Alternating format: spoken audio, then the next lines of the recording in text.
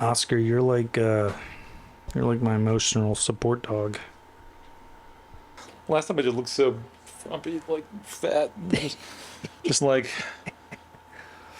my like feet were like in the foreground. I was gonna wear sandals today, and I'm like, I don't want some pervert looking at my feet thinking that guy's got nice toes. You know, I've seen your toes. They could make a lot of money. they could. I moisturize them a lot. They're supple. All right, well, get in the van. Come on, sit next to Oscar. Oscar's in the van. He's ready to go. Yeah. This is the proverbial crew film sprinter van where all the deepest, best conversations happen. We wax philosophy, and sometimes the odd nugget of truth comes out. I moisturize them a lot. Today, we're talking about how to find your unique voice Yes. in filmmaking creativity in general. This question has come up a lot because I think, we're always struggling with, is this idea original? Is this bland? Is it, should I even put this thing out into the world? Right. I struggle with that a lot.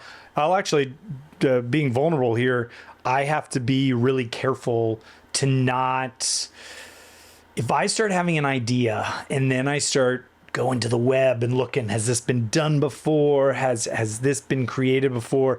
I can almost tell you that 99% of the time I will find something that's very similar to the idea that I have, and then it will sideline me.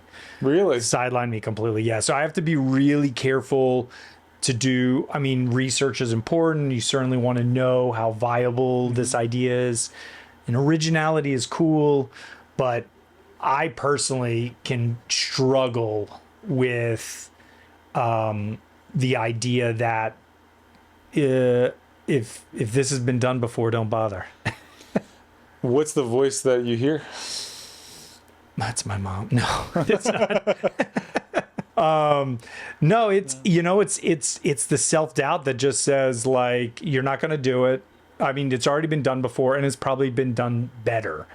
And I think that is a really poor way to look at it, frankly. Yeah. And I try to get past it, and that's why I've got little tricks which I can talk a little bit about. But because I think what I'm learning even now as I go is that it's not about originality; it's about my unique perspective. Totally. So Yeah. I'm me as far as I know, and I've been all around this world. I've never met another me. There are a lot of Dave Larsons though, because whenever that's true. I'm like, what's your Instagram handle again? There's a lot of Dave Larsons. There are a lot of Dave Larsons. There's even some Dave Larson photographers out there. But not the Dave Larson. Not the Dave Larson. Not with your DNA. David J. Larson. Right. This guy. Just like there's not another Darren Durlack.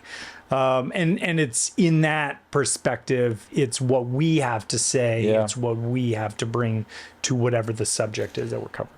Yeah, and when I'm at conferences and things, this is one of the main things that comes up is like, I'm a freelancer, but I'm scared to put anything out on social media because, who am I to put this out into the world or whatever? And I feel the same way. I mean, I struggle with this all the time. I think imposter syndrome is a real thing. I think that struggling with being worried about what your peers think is really powerful, and it just comes down to an understanding that you are unique. Like we talked about this the other day, and this is one of the reasons why we wanted to talk about this, is because we were talking about how with music there's like four chords that makes up a song, but they're used in every song. There's a lot of chords, but there's Ed Sheeran went through this. So there's this Do you celebrate his entire catalog? I like to because he's a great artist. Castle on the Hill. Of course, yeah.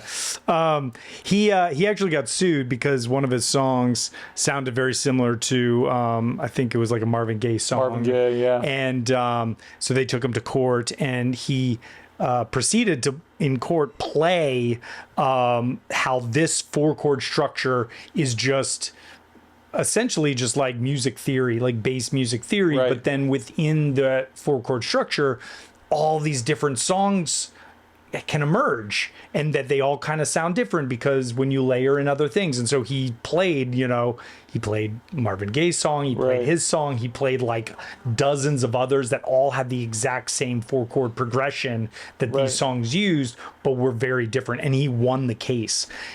I mean, it just goes to show you, like, it's not about the chords. No. It's your lyrics. It's the microphones it was recorded on. It's the composition. It's everything. The meaning, the story, the perspective, all the things that, you bring Right. to that project. That's what's special.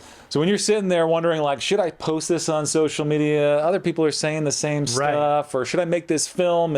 It's been made. Think about this. I talked about this in an AI video I made. There are 200 million unique books that are in print Right. in the world. Right. So by the logic of, it's already been done, nobody would do anything because there's been millions of business books, Yeah. millions of filmmaking books, millions of this, that, whatever. So, but you also have to take into account the time period that we live in, because that makes what you have to say unique as well. Yeah. So like a business book from 1950 is not as fresh and relevant as unique as a business book in 2023 or 2020. What year is it? It's 2023, Darren. We're still here. Yeah. Yeah. 2025. I mean, look, what is there? Only 8 hero journeys, story arcs. Well, yeah, like the same movies. Yeah. Like Same archetype every they're film. they're all, but it's the message within, the story within, and like that all shapes it. It's Right. your perspective. In documentary, it's not just your perspective that Right. you're bringing to it in your voice, but obviously your subject's voice and what they do. So, make the thing. Don't get caught up. I mean, let me ask you this: can you remember a specific time when you discovered your voice? When you were like, "Oh, I've got it." I never got bit by a radioactive spider. There wasn't a moment. But what I'll say about that is, early on in my career, I tried to find the industry pros that I really liked and emulated, and they were at the TV news conference, the MPPA and stuff, and I learned all their fundamentals, and I kept doing. So at the time we worked at TV news, so that was the first part of our career, and then other journalism things, and then our business. But so what I found to be the most helpful to get over this, because everyone goes through this, some more than others, of some level of do I belong here? Am I saying anything new or true or unique? And so everybody's copying to some degree. Everybody's stealing, I think, but you find new patterns and new ways and to employ it and execute it. And so when I went to these TV conferences to learn how to shoot and edit, I would learn these tactics and these things that I thought they blew me away, and I would incorporate that in my work, and felt like, well, it's obviously not. I mean, this isn't me. I didn't make this up. And the more I did it, the more it kind of became second nature, and I found new ways to incorporate things that in ways that it hadn't been done before, or at least that were original in that moment to me. And so I kept doing that until I found my voice. Now, so you watch filmmakers and you learn things and you try things. Yeah. And it can become yours. And you do have a unique, original thing to say, even though I'm just using the same 4 chords that Ed Sheeran uses, apparently. Yeah. Yeah. Did you have a moment? No. In some ways, I think I'm still trying to find my voice a little bit. I mean, but also, yes, like I remember being at a conference in Oregon after Raw Tuba came out, and showing it to a group of people, and I showed them actually raw tuba, like a bit of raw tuba and a bit of throw.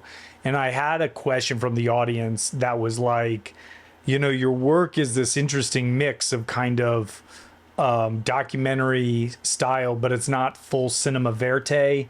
But there's elements of that in some of the scenes, but then some are like really well, like high produced and high. And I was like, that's interesting. And I was kind of reflecting on that. And I felt like that was a moment where I was like, yeah, I do like that style, because I think I do try to go for that. And that felt, it was almost like they were reflecting my voice back onto me, but I hadn't really recognized that I was kind of applying that to my work. But also, like, as somebody who's trying to continuously find inspiration and motivation to do stuff, in that sense, I think my voice is constantly evolving.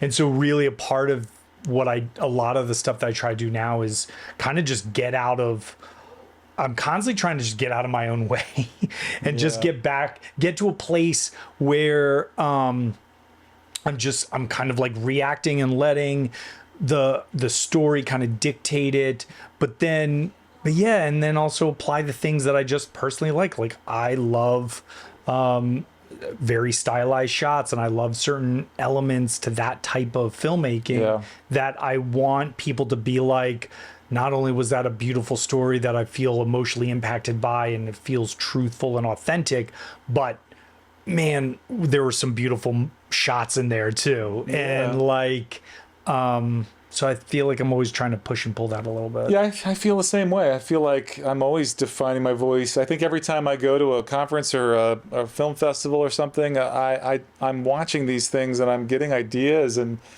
you start to incorporate that into your work and you start to absorb it. And so I think that the key is listening to your body when you're watching things. When I'm editing, I'm always kind of trying to key in on how I'm feeling about a certain thing, and it's a feel thing. It's not like a overthinking thing. And I think when you're going for finding your voice and whether or not what you're doing is original or not, I think the only thing that is unoriginal is when you're so scared to be yourself that you are literally trying to be somebody else. Yeah. That's when it comes across as fake.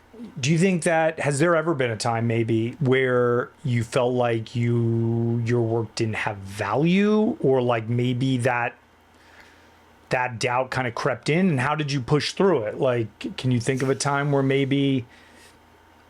Yes, I can think of many. You're like, I've never felt that in my life. Well, I can think of some big projects that we've worked on with some people that I won't name. Yeah. There's in this business, sometimes you have an opinion and you think something should be a certain way, and then the powers that be decide to go a different way. Yeah. And that's a struggle. That's hard. But I think it's just sort of like, okay, well, this one isn't my battle. I'm going to move on to the next one and try again. I think that's why you got to just make work. Yeah. You just have to keep making it, because you're going to have, I think every once in a while the stars align, but they're going to align more if you're doing more work. Right. You know? What about you? Yeah. Has there been a moment where you felt like your voice didn't bring value? Yeah, I think there's always, I have to be very careful, right? Like there are, in my process, from the beginning, when either I'm starting to form an idea, if it's an idea that I'm personally having, or if it's with a client who's bringing me something and asking for me to bring a value to it. There are moments where I look for inspiration, and I will go outward and I'll do some research and I'll look for things. But I have to be very careful, because I've been in situations where I either talk myself out of doing something that I thought would be right for a project because I've seen it done before better than what I thought I was going to be able to do it. And that's a hard one. Yeah. There's we are all on various scales, and there's people that are better and you're trying to learn from, and there's whatever. And so I have to be really careful because I don't want to be in a position where I'm suddenly like, oh, I'm throwing a really good idea out because I'm like, well, it was already done. Or on the other side, I see it, I think it's really going to work, I think it has legs, and I start trying to copy it too much. And then so I have to be really careful of when I go out. And most of the time for me, we were talking about this earlier, for me, I find inspiration, the best inspiration comes not in video. Like I like looking at photos, or I like looking at art for inspiration that then can help maybe dictate what I do with video or documentary or something like that. At least in terms of style and shaping my voice for this project. That's typically how I get through it, is having to really just say, okay, now's not the time for me to look at other examples. I need to kind of just get my ideas out and not really worry or get bogged down. But it's really hard, man, because, you know, we work in a business of heavy collaboration, of a lot of self input, like, you know, creative input that we are putting out. And it's really easy to kind of get swept up into suddenly I've lost control and now I don't have my voice is represented because I've let too many other people in. Or well, let me ask you this. So you know, in moments where you've been your most successful, where you got through your own self-doubt, how did you get through it? What did you do? What did I do? I think ultimately, and this sounds really, I wish there was like a silver bullet that I was like, oh yeah, I just, I followed a process of going onto a paper. You cold plunged. I cold plunged, and then I saunaed, and then I ate a kale salad, and that got me through it. I wish there was. Ultimately, it's about letting go. Yeah. Like, so much of it is just about saying, like, I'm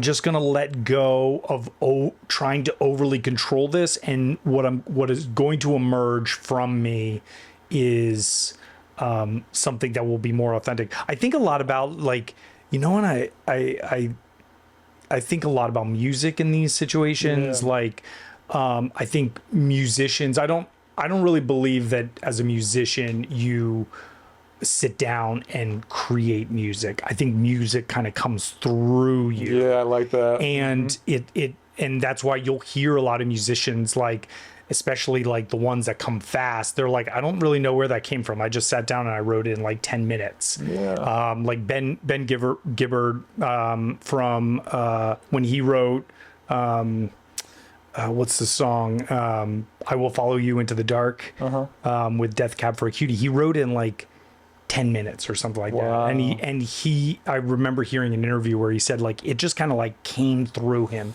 And I think that is an example of getting out of the way and just kind of like letting it happen. I think even in that's the key. Our business, it can happen. Like, stop, like, you know, we talked about process in other videos and how that interacts. But at some point, you just kind of gotta, especially in documentary, you just gotta stop, you know, overthinking and just kind of like let it come. I think the important takeaway is, like, everybody, even the people who you admire the most, who have the best work and you think are on top of the world, are some of the most insecure people. Yeah. And I'm certainly not on top of the world, but incredibly insecure. Yeah, I think we all are. And I think, you know, we all have our shadow sides, and I feel like when I'm at my worst, that's when I'm trying to control. Yeah. You know, and like try to just like feel like, you know, the ship is in the storm and I'm taking this thing in, as opposed to when I'm at my best, it's just like you said, it's a little bit of a letting go and seeing what emerges. And, you know, it used to, I think in journalism, we picked up this habit of, like, we do everything ourselves. So you get used to kind of controlling, but in our world now, other voices come in. And it was a hard transition for me, because I think I was so used to making the story happen in all its parts. And it's a little scary when somebody's like kind of throwing you off your track. Yeah. But when you do that, and you work with great people, you get something that's 10 times better. Yeah, agreed.